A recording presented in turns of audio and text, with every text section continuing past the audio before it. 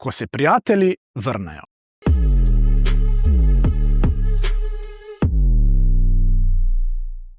Nova vlada Janeza Janše je s pročelja vladnega poslopja snela palestinsko zastavo, kar je bilo pričakovano.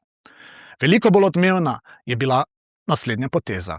Le pol ure po predaji poslov je izraelski zunanji minister Gideon Sar sporočil, da bo Izrael v Ljubljani odprl veleposlaništvo. Tega doslej ni bilo, Slovenijo so pokrivali z Dunaja.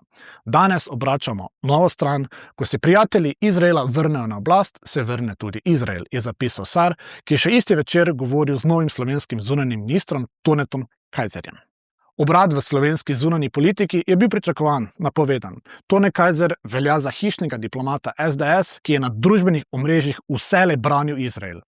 Z besedami, da so kritike Izraela vrednostne sodbe in da je to naša prijateljska država. Napoved o odprtju veleposlaništva ni bila hipna, naključna.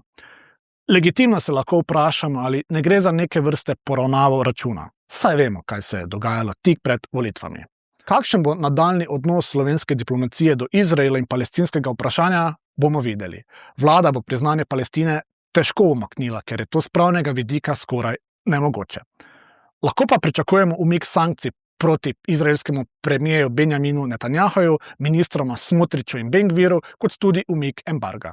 Povsem verjeten je tudi obisk Janeza Janše ali Toneta Kajzerja v Izraelu. Slovenija bo zavezana mednarodnemu pravu, je na zaslišanju povedal minister Kajzer. Ampak kako?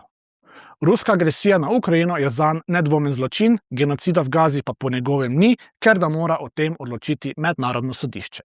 Vendar je mednarodno kazensko sodišče za Netanjahuja že izdalo priporni nalog zaradi domnevnih vojnih zločinov, pred meddržavnim sodiščem pa poteka tožba zaradi genocida, ki pa se ji Slovenija ni pridružila, ker se je Golobova vlada ustrašila posledic.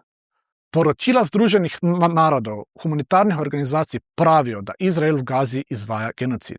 To trdijo tudi izraelski strokovnjaki za holokaust. Sicer pa, kako z drugimi besedami poimenovati poboje več kot 70 tisoč ljudi, od tega več kot 20 tisoč otrok.